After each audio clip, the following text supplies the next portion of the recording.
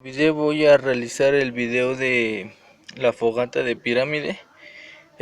Pues para esto se necesita lo mismo: pasto quemado, madera, leña gruesa, un poquito menos gruesa, más chiquita, así.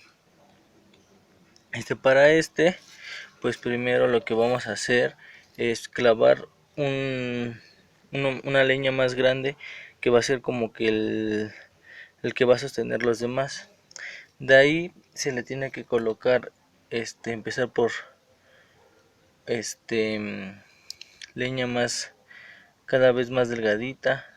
Por ejemplo, aquí ir poniéndolas así una sobre otra, una sobre otra, una sobre otra. Aquí en medio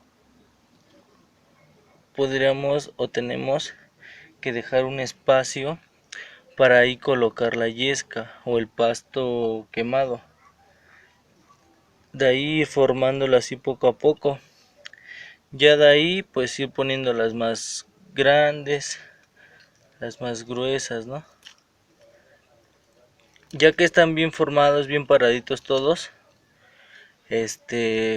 como les dije, se va a dejar un espacio.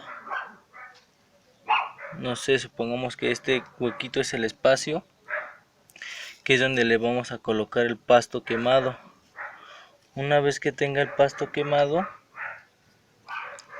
ya le ponemos las rocas alrededor para que no se expanda.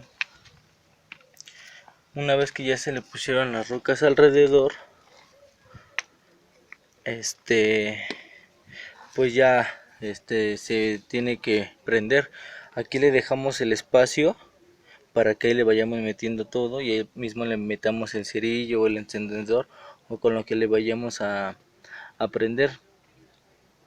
Este tipo de fogata de pirámide es para que pues simplemente se vea como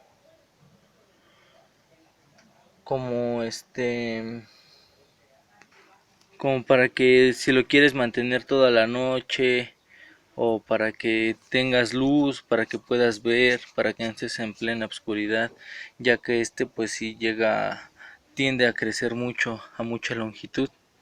Entonces para esto puede servir.